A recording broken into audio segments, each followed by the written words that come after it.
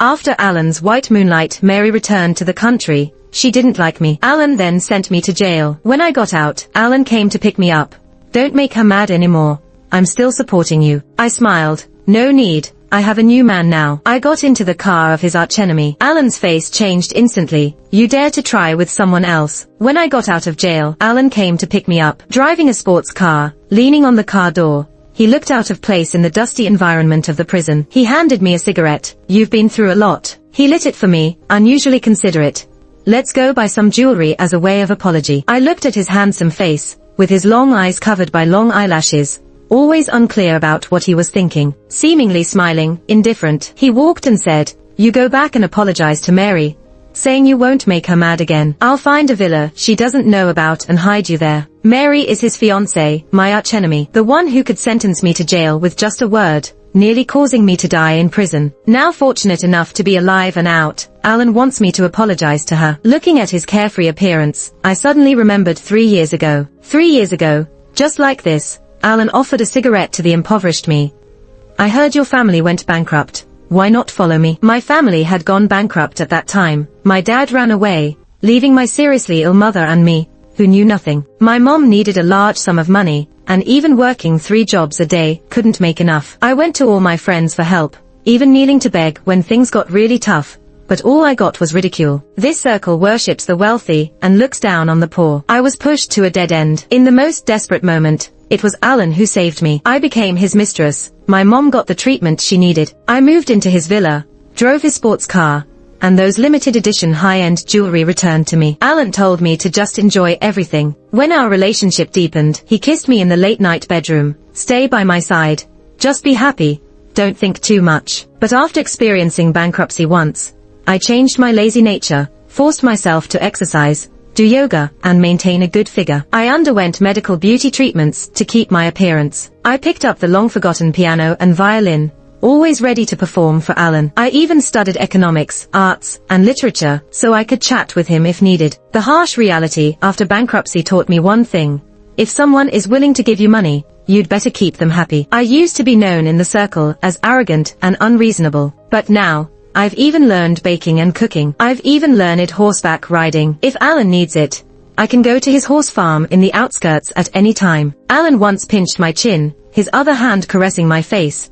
Actually, you don't need to do all this, he said. Just dress up and look pretty. I gave him a sweet, standard smile. Mr. Alan, I'm willing to please you. Alan helped me, and I wanted to be dedicated, but I was too dedicated. I was so dedicated that I forgot I was supposed to be Alan's pastime funded by his money. I even started to secretly fantasize about growing old with him. Before my family went bankrupt, I was also considered a socialite in the circle. So nobody told me that the main rule for a mistress is not to fall in love. If you do, you'll end up in misery. I didn't know. So when Alan's white moonlight Mary returned to the country, I faced retribution. Alan loved Mary, and Mary loved John. The day she chased after John overseas, Alan took me in. Later, I realized that Alan was supporting me because Mary and I were the least compatible in the circle, basically archenemies. He was venting his frustration that Mary didn't love him. Unfortunately, at that time, I thought Alan liked me. I had no sense of danger. Alan hadn't come to see me for a long time. I thought he was busy. I called him. He hung up directly. I thought he was busy. One day, he came back and went straight to sleep, with red marks on his neck. I still thought he was too busy, or his immune system was weak, and he got a rash. Early the next morning, after much struggling, he hugged me tiredly. I won't ignore you, trust me. I was very touched at that moment, thinking he was too occupied and now finally attending to me. It wasn't until Mary showed up at my door that I realized what he had been busy with. Mary looked at me like a championship dog looking at a stray.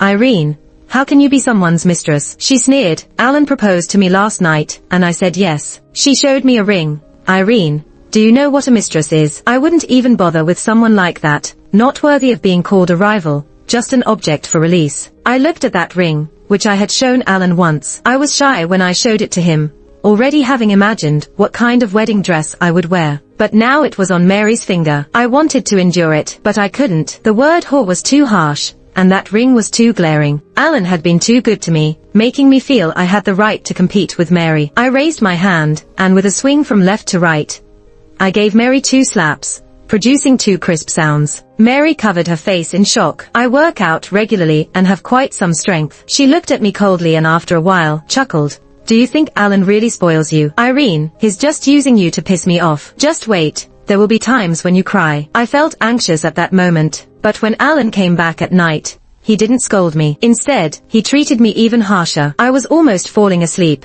and he even carried me to take a bath. Before I fell asleep, he lightly said, Mary is important to me, you shouldn't hit her. I nestled in his arms, trying to open my eyes to look at him. Alan held me in his arms, smelling my hair.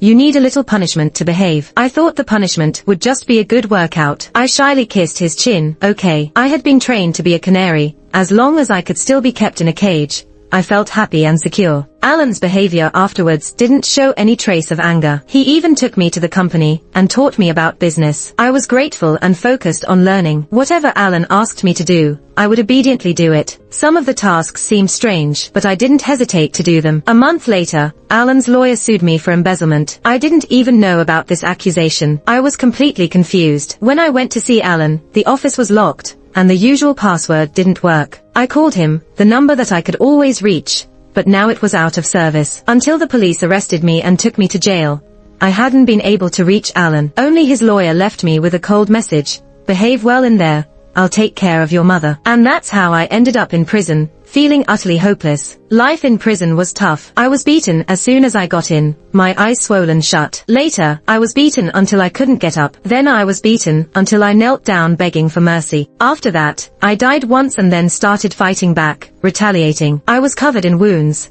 gritting my teeth, like a desperate and enraged mad dog. Whoever provoked me, I would bite their throat. When I was released from prison, no one in the whole women's prison dared to mess with me. The former heiress, the mistress, all died in that prison. What survived was a mad dog. Carrying the remaining half of my life, this mad dog was released today, and Alan was waiting for me at the gate. He patted my head casually, with a slight smile on his lips. You better behave from now on. Don't make her angry. I will still take care of you. He buried his head in my neck, sniffing my hair washed with cheap shampoo. The scent has changed, but it's okay. It'll be back soon. He still thought I was the delicate canary who loved being in a cage. Unfortunately, I wasn't. I was a mad dog covered in wounds, full of hatred and vengeance. I struggled out of his embrace. Alan frowned unhappily. What's wrong? I pointed to a car parked nearby. Sorry, I found a new man. Saying that, without looking back, I got into the car. As the window rolled down slowly, a young, handsome, and free-spirited face smiled at Alan. Long time no see. Alan's face gradually darkened. John used to dislike me a lot. Coming from a self-made family, he had been ridiculed by the old money families, and had never liked people like us. But when I was in prison, it seemed like the whole world had forgotten about me.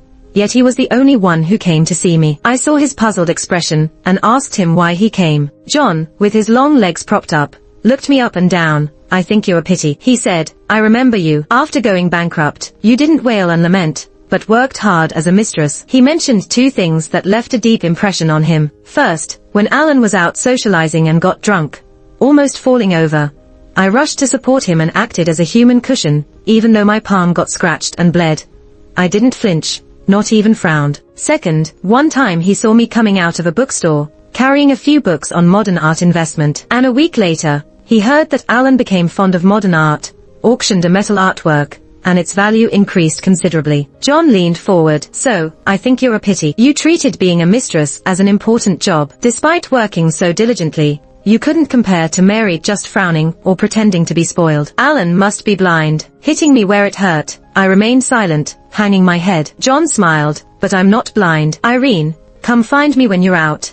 I'm more reliable than Alan. He saw determination and aggressiveness in my eyes, traits that he needed. So on the day of my release, right in front of Alan, I got into John's car. John chuckled while driving. By getting into my car, Alan must be furious. At a red light, he even took out his phone and took a picture with me, picking up my babe. Let's celebrate tonight. Almost immediately, Alan messaged me.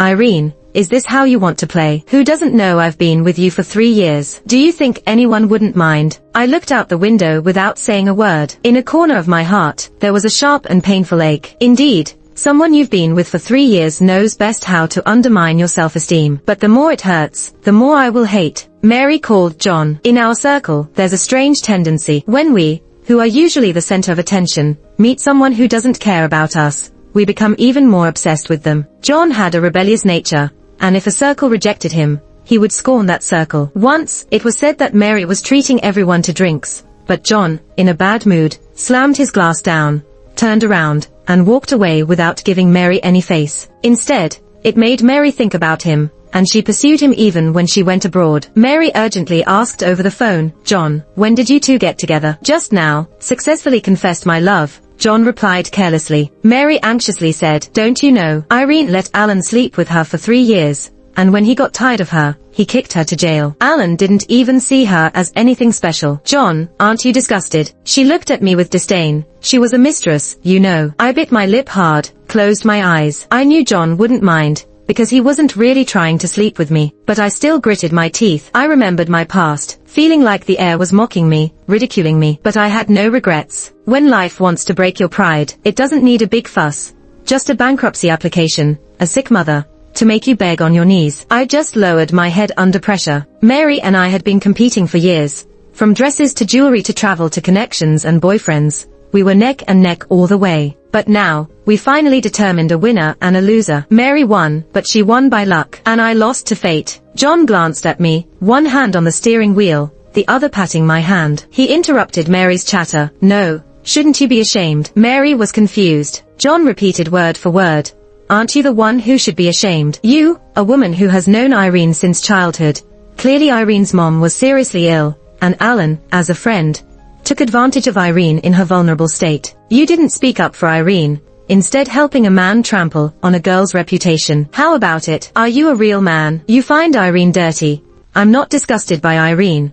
I'm disgusted by your heart." Mary remained silent for a while. After a few seconds, she cried in anger and hung up the phone. Meanwhile, I stared blankly at John. John raised an eyebrow and said, "I guess I can be quite eloquent, huh?" I nodded in a daze. Just then, as the car drove out of the shade, sunlight shone on his face from my side, warm and gentle. Suddenly, my mood improved, and I smiled, saying, "Thank you." That night at the restaurant, John announced to a group of people that we were together. Mary came in with Alan, her chin held high. John hugged me and said, "This is my girlfriend. Take good care of her." Mary's friend looked at me and said, "But aren't you with Alan? I saw you two having dinner together the day before he went to jail." Unfortunately, as soon as Mary returned, Alan began cleaning up the mess. Mary laughed. Alan, with a cold face, said, "We weren't together, just fooling around." He glanced at me, embraced by John, a hint of cruelty in his smile. "Old toys. Once you're tired of them, toss them where they belong." I clenched my fist, wanting to retort. John patted me on the back, whispered in my ear,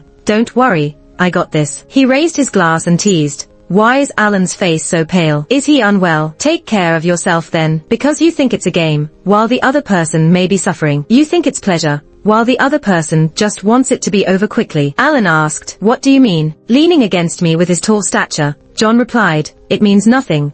Just heard a lot of complaints from Irene. Remembered a few lines, that's all." He pinched my cheek. "Irene, right?" Blushing, I nodded. "Why do you remember all of that? Don't bring it up in front of everyone." Alan's face grew even paler. The room fell silent, and everyone's gaze towards him was awkward. Alan gritted his teeth, but remained silent. With his temperament, he would have left long ago on any other day. Yet today, although angry, he didn't move. It truly surprised me. I had a few more drinks, feeling a bit tipsy, and went to the corridor to get some fresh air. In less than a minute, Alan followed me and stood beside me, asking, "Were those words really from you telling John?" "Buzzed," I replied with a smirk. "You guess." Alan, looking pale, said, "I'm not guessing. Tell me yourself. You used to tearfully beg me to confess to you." I furrowed my brows, cutting off his recollection. "I didn't tell John those words." He breathed a sigh of relief. I continued, "But every time I was with you, I treated it like a test, only caring about how many points I could score.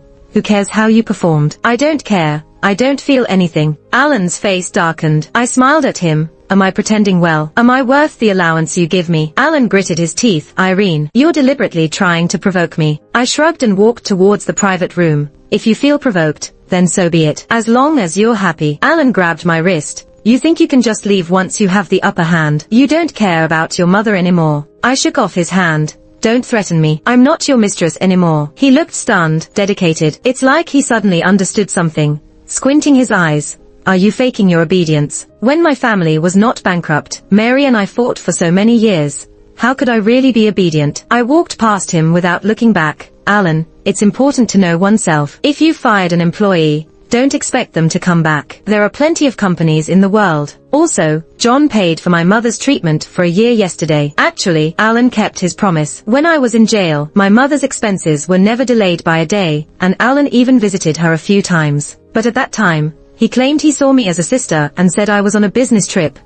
So he was taking care of the elderly in my absence. My mother couldn't move and couldn't call me. Luckily Alan was good at comforting her and making her feel at ease. However, I didn't feel grateful to him at all. I worked diligently and tirelessly as his mistress. If there was an award for being a diligent mistress, I would definitely make it to the list. But he wasn't a good boss. Instead of promoting and increasing salaries for employees, he brought them imprisonment. As I reached the door of the private room, I turned back and mocked him. Alan, you are so hypocritical. Which brother would sleep with his sister? Alan gritted his teeth. Is it being in prison that made you so vulgar? When I first entered prison, I treaded carefully, like walking on thin ice. No one dared to offend me, but I was almost beaten to death. Couldn't even get soup during meals. Later, I fought back, ending up lying in bed unable to move. It was Fiona who protected me. She was smooth and ruthless. No one dared to mess with her in prison. Hearing about my family's bankruptcy, she fell silent for a moment, sighed. Before I came in, I visited your father on behalf of the company. She shared her food with me, taught me how to read people, how to please other tough characters. She taught me how to fight the hardest, how to either endure getting hit, or be ready to risk your life if you fight back. You may survive getting hit, but fighting back is uncertain. Think carefully. Fiona taught me. I looked at my arms dripping with blood and closed my eyes. I had earnestly wanted to be a dedicated mistress, but ended up in prison. I had humbly wanted to be a well-behaved prisoner, but was treated like a dog. I had enough. I was fed up with this world that bullies people. I once wanted to compromise in this world.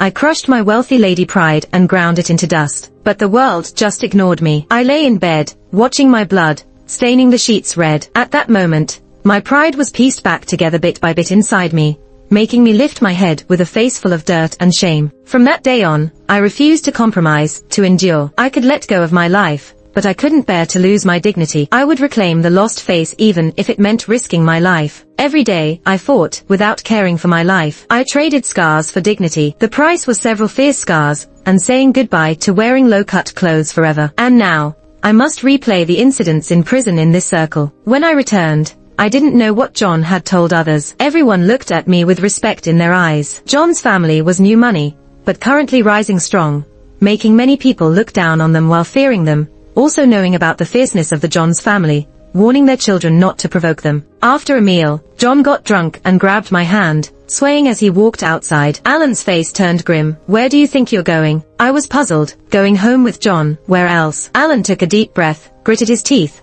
Shouldn't you go check on your mom? I blinked. Now, in the middle of the night, Alan fell silent. Mary looked up at him, looking uneasy. Alan, I'm not feeling well. Alan then realized, I'll take you home. As I got into John's car, my phone buzzed, and I glanced down to see a message from Alan. I'll give you one more chance. Come back to me. I couldn't help but chuckle and showed the message to John. Leaning on his chin, John said, 3 points. I asked him, when can I take action? Over 8 points, he replied. I nodded, closed my eyes, and remained silent. We sat together in the back seat for a while without speaking. He just dropped me off at an empty apartment he owned, and as I was getting out of the car, John suddenly said, new money isn't all brainless. Some are reliable. I didn't understand why he brought that up, and just nodded blankly. He stared at me, his eyes shining brightly in the darkness. After everything is done, what do you want to do? I shook my head. I haven't thought about it. He smiled at me, then closed the door. I turned and went upstairs, thinking while walking, my smile was quite charming. Early the next morning, I received a call from my mother's hospital. Miss Irene, sorry, we don't have any more beds available at our hospital. We'll refund your fees. Please transfer your mother to another hospital. I was stunned. Can they do that? But after a while, it dawned on me. That hospital had shares owned by Alan's family. I called John, and he immediately contacted the hospital, arranging for a better one to admit my mother. John took my mom away with the doctor. I stayed back to pack up her things. He was efficient and got my mom settled in less than an hour. Just then, Alan showed up. I saw him about to leave, and he stood at the doorway blocking my path. Don't you want to see me? I raised an eyebrow and replied, you can't even tolerate a sick person like my mom, and you expect me to be grateful to you. Alan frowned and said, Irene, You know how to make me change my mind. Stay away from John, and I might consider continuing your mom's treatment. I interrupted. No need to consider. I transferred my mom to another hospital. I stepped aside, showing him the empty room. Now, we have nothing to do with each other anymore. Alan was shocked for a moment, then clenched his teeth. You think you can just walk away? He said coldly. What's gotten into you? So what? John is younger and more handsome than you with no ex-girlfriend bothersome. I chuckled. Alan, where do you measure up to him? Not even a little bit. Alan's temple veins popped out. Irene, you are testing my patience. He grabbed my chin. How dare you act this way? He kissed me with anger, trying to dominate. He held my arms tightly behind my back, and I couldn't break free. I stopped struggling, like a puppet, letting Alan do as he pleased with no reaction from me. Alan paused. You didn't used to be like this when I kissed you before. I wiped my mouth disdainfully. Before, I was obedient and dedicated to my work. Alan's face darkened. He held my face and kissed once more. Yet, still no response. I stood there like a lifeless doll. Alan couldn't believe it. Irene, what's gotten into you? I sneered, grabbed alcohol wipes from my bag, and scrubbed my mouth vigorously, indifferent to the pungent smell. What's with me? I'm done, I said coldly. Back then, I devoted myself to him, and he threw me into prison. And now he comes back asking what's going on with me. I wiped my hands with the wipe, threw it in the trash, and walked past him. Alan, thank you for kicking my mom out of the hospital. Now we have no more connection. I hope you're happy. Alan growled behind me. Irene, you used to love me. I could see it in your eyes. I chuckled even more. Then, one of us definitely needs to see an eye doctor. I called John and briefly explained. When I mentioned Alan kissed me twice, John hesitated. I'll be with you whenever you see him. I was puzzled. What about the plan? I picked you because of your strength, but taking down Alan doesn't require you. John replied calmly, at least not in this way. I hung up, took a few steps forward, because from the corner of my eye, I saw Alan. His face was unsuspecting, brows furrowed, walking out of the hospital towards the parking lot. I pretended to check my phone and walked towards the parking lot to create a chance encounter. When I reached Alan, I twisted my high heels harshly and hurled myself to the ground. My ankle immediately swelled, piercing pain erupted, but it didn't matter.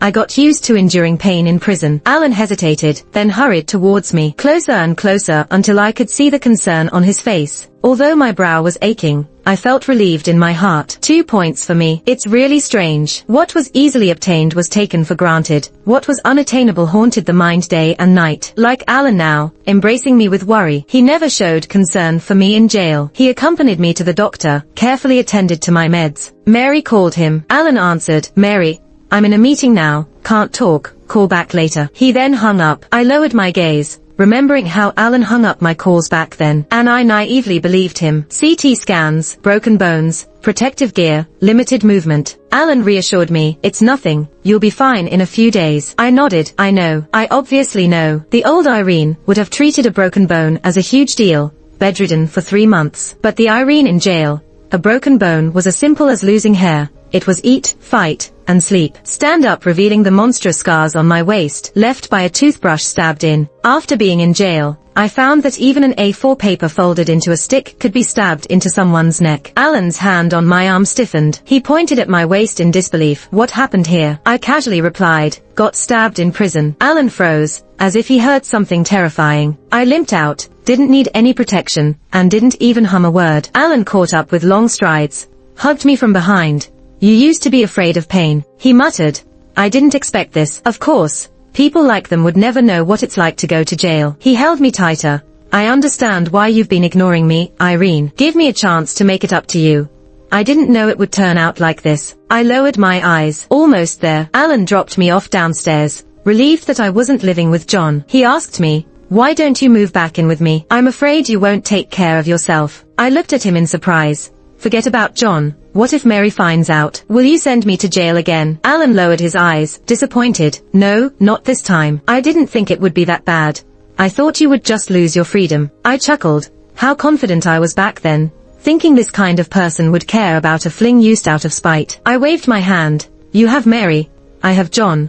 Don't stir up trouble. It's not going to work between us. Alan didn't say anything. As I went upstairs to wash and have dinner, I glanced out the window, and Alan was still downstairs, smoking one after another. After Alan left, I messaged John, updating him on the situation. John showed up late at night, holding iodine and protective gear. After rambling on about his regrets, Alan didn't even think to get me protective gear. He just tried to send me money. John put my foot on his knee, carefully putting on the gear and treating the abrasions with iodine. He frowned. "You're too reckless." I shrugged. "How else can I succeed?" John wrapped my foot in gauze.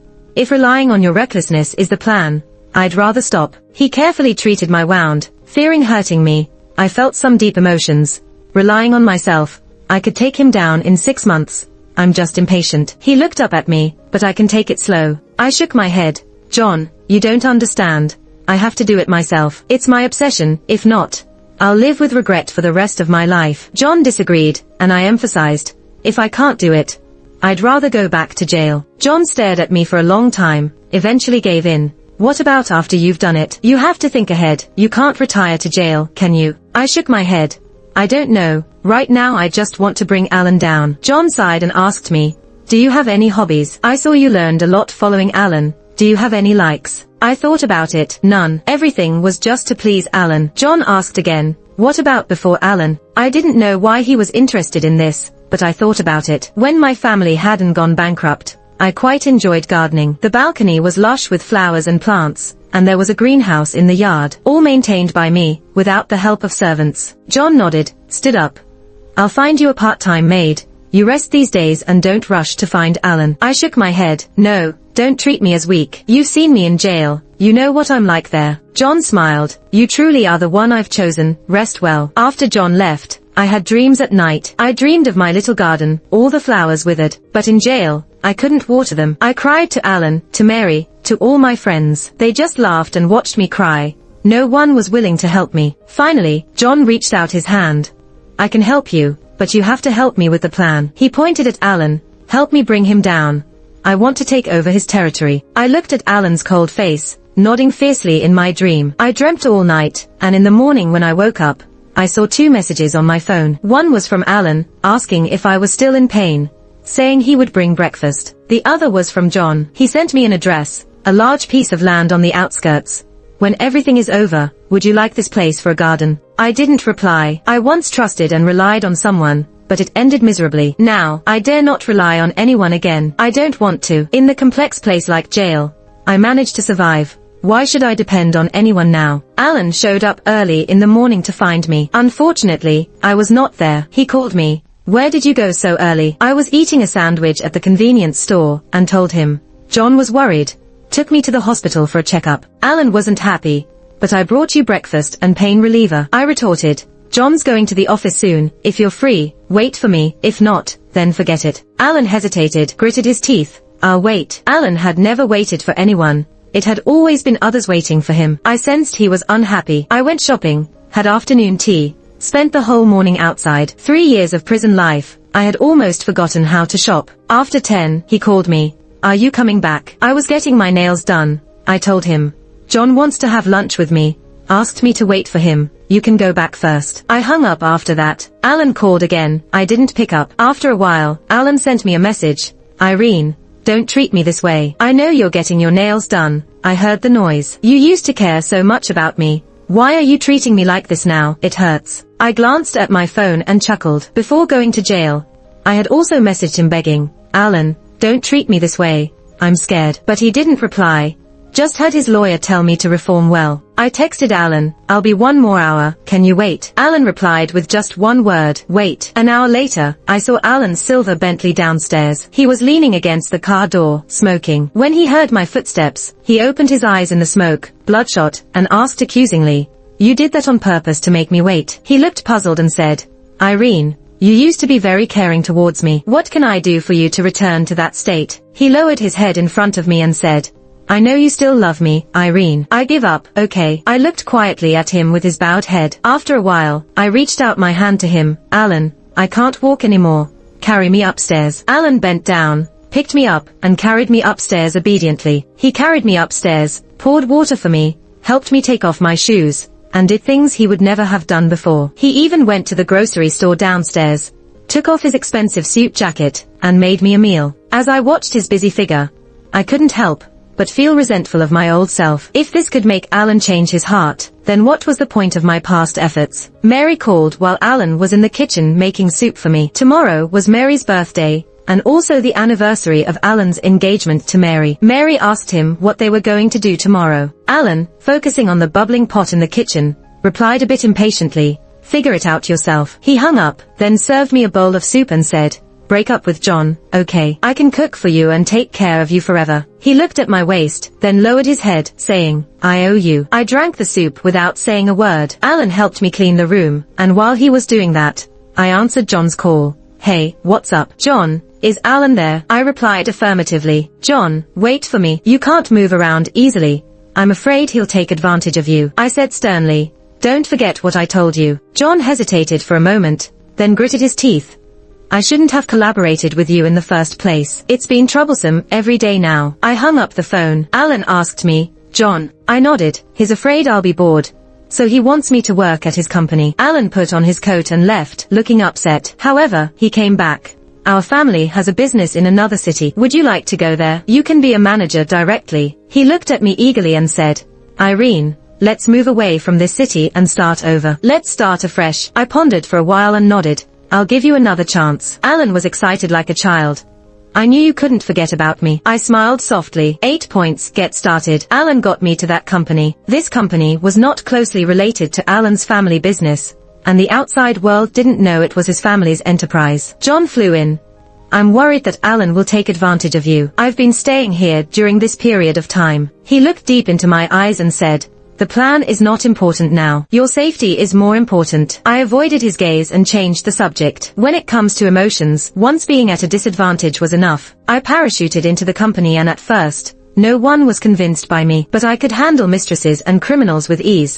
So handling a normal job was a piece of cake. I worked hard, with strong abilities and eagerness to learn, so my colleagues quickly accepted me. Also, Alan visited me several times, showing his obvious appreciation for me. I slowly gained the trust of everyone. Although I wasn't allowed to handle the company's core business, the finance department no longer avoided me. I often worked until late at night, staying in the office alone until the wee hours. One night, Alan called me drunk. "Irene, I bought a villa nearby, it's all furnished." He said. "I checked it out. There's a good international school in that area. If we have children in the future, we won't have to worry about their education." I was puzzled. "Why are you telling me this?" Alan smiled happily. "I want to set up a home with you in that city, have a few kids." I asked him, "What about Mary?" Alan shrugged. "She won't come to this city. She won't have any intersection with you. This place will be ours." I felt disgusted but smiled gently. "Then you better give me a promotion first." The next week, I became the company's vice president. I worked even harder, never leaving the office until there was no one else, because that's when I could get things done easily. John assigned 2 programmers to assist me in hacking into the company's computers in the dead of night to get what I needed. Every day, I worked until the early hours, slept for 4 hours, then hurried to work. I lost 10 pounds, had dark circles under my eyes, swollen lymph nodes, and occasional rashes on my body. These were the consequences of staying up late. John frowned. "Are you planning to drive Alan away with your life? Is it worth it?" I smiled and replied, "It's worth it." They once stomped on my face and rubbed it against the ground, but I happen to be someone who is more vain than valiant. Late at night, I drank strong coffee in the company, thinking of Fiona. She not only taught me how to survive in prison, but also many other things, including how to falsify accounts, launder money, manipulate the stock market, and discern big events from small details. When I was released from prison, Fiona helped me fix my hair, sighing, "We are both abandoned children. I have to stay for a few more years, but you are different." There was a fervent light in her eyes.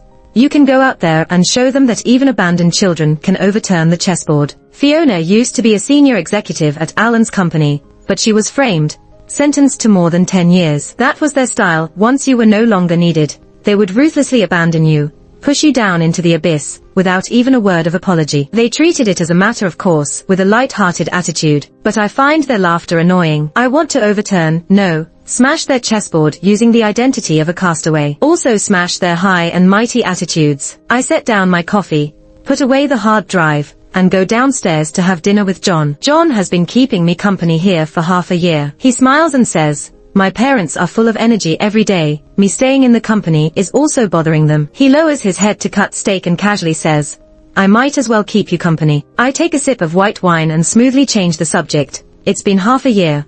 The evidence collection is almost done. John raises his glass. Thank goodness. You finally don't have to see Alan anymore. He sneers. Alan still wants to settle down with you. Does he know he's engaged? I chuckle. How can you have moral expectations for Alan? My hard drive is almost full. It's filled with evidence of Alan's family money laundering, illegal foreign exchange, and securities manipulation. The so-called old money, arrogant as if their necks wouldn't bend and their heads wouldn't bow. But behind them lies a muddy, extremely foul-smelling world. This company was specifically created by Fiona to do dirty work for Alan's family. She knows exactly where the evidence lies on each person's computer. I've visited her before. She got a reduced sentence for good behavior. Seeing me, she smiles happily. Irene, you look so good since you've been out, all dressed up. Don't come back here. This place is bad luck. I nod with a smile. Okay. I'll wait outside to greet you. Just as I was leaving, I told her, the evidence against Alan's family has been collected. Conservatively speaking, they're all going to be exposed. Fiona froze for a moment, nodded, tears welling up in her eyes, urging me to leave quickly. As I walked out, I heard her crying loudly inside. No one dares to mess with Fiona in prison. The Fiona who was willing to fight to the end looked like a child of grievances at this moment. She sold herself to Alan's family at the age of 22, worked hard for over a decade, too busy to even get married, only to be abandoned by Alan's family and thrown into prison in a matter of seconds. Compared to her grievances, mine were nothing. As I walked out of the prison, I took a deep breath and made a call. Hello. I want to report entrepreneur Alan for money laundering. John helped me stir up attention online. All the evidence spread all over the internet. Public opinion was in an uproar. Alan's family became the target of everyone's anger.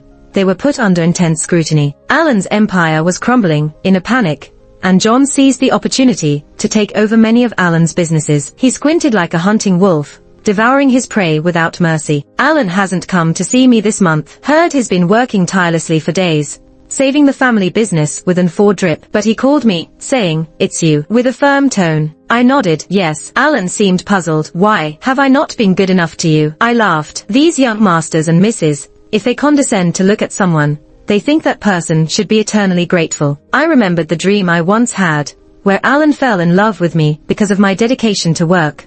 A beautiful ending like Cinderella marrying the prince. I chuckled with tears in my eyes at my past foolishness. I bring greetings from Fiona to your family in prison. Hope you enjoy your stay there. Alan fell silent for a few seconds. How do you know Fiona? Thanks to you. I became friends with her in prison. Alan abruptly hung up the phone. I may not have the power to harm him, but Fiona was enough to make him afraid. Still in a panic, Alan managed to spare time to hire the best lawyers to sue me for business crimes. But before the case was even filed, Alan's family collapsed. Alan was the first to fall, and several others in his family followed, all ending up in prison. I went to see Fiona again. The guard said Fiona had been behaving well, keeping it up. She might be released in 5 years. Hearing about Alan's family's downfall, Fiona smiled, sending others to prison all along. Now it's their turn to taste their own medicine. She asked me, what's your next move? I thought for a moment. Images of my little garden from before, fragrant and delicate, came to mind. I said, I might open a flower shop. Fiona laughed and said she would come work at my flower shop in the future. I laughed too. With you on board, we might as well make this flower shop go public, right? Walking out of prison, I got into John's car. As John drove, he casually asked me, want to come to my place? Give you a share? I shook my head. From today on, we don't need to meet so often. I have my own things to do. John made a turn, parked the car on the side of the road. What do you mean? How do you see me? I turned back puzzled. As a teammate. What else? John murmured a few words, drooped his eyebrows, and drove off. After 50 meters, he stopped again. Does it have to be just teammates? Can't it change? I looked at his disappointed expression, like a golden retriever unable to get the chew toy, and burst into laughter. The sunlight shone on the side of his face, just like the day he picked me up from prison. I lowered my head, holding back a smile. Let's see how it goes. John, surprised, exclaimed, does this mean there's hope? He regained his enthusiasm, turned the steering wheel, whistling as he drove us forward. The sunlight ahead was just right, shining on us, comfortable and warm. Several years later, on a sunny afternoon, I sat in the flower shop tending to my flowers and plants. A disheveled figure walked in, looking like he wanted to buy himself a bouquet, but hesitated. She turned around and saw me, shouting in surprise, Irene, what are you doing here? After staring for a long time, I finally recognized her as Mary. Her family had fallen on hard times, and she didn't want to work, following my path to become someone's mistress. But I didn't want to belittle her. If it wasn't for her pushing me to leave Alan, her present would have been my future. I didn't believe Alan would find a mistress fascinating for long. Maybe the day I wasn't fascinating anymore, even going to jail would be too hopeful. Mary had been worn down over the years, losing her initial arrogance and haughtiness. Looking at me, a hint of jealousy flashed in her eyes. You've made it now, owning a flower shop, and leasing a huge flower field in the suburbs, covered in the news. But you've ruined us. I lowered my head. You should be glad I didn't end up like you, putting people you don't like in prison. Lifting my shirt, I showed her the wound on my waist. This is just one of them. I was stabbed several times with a toothbrush. Thought I wouldn't make it. The scar looked like a gaping maw with fangs, silently staring at the one gazing at it. Mary took a few steps back, too scared to say anything. I chuckled. Are you scared already? I could tell you about my prison experience, if you want to be even more terrified. Mary trembled. You're not trying to scare me, are you? I shook my head. I had no intention of making things difficult for her. To cut to the chase, the one who personally sent me to prison was Alan. She was just an accomplice, and she had learned her lesson too. I handed her a black lily. Take this. Happy birthday. But don't come to my shop anymore, Mary. Mary looked at the flower, her face suddenly flushed, and she ran out. After a while, she ran back, picked up the flower. Her eyes were red. I know what you mean, but I haven't received flowers in a long time. She lowered her head, choked up.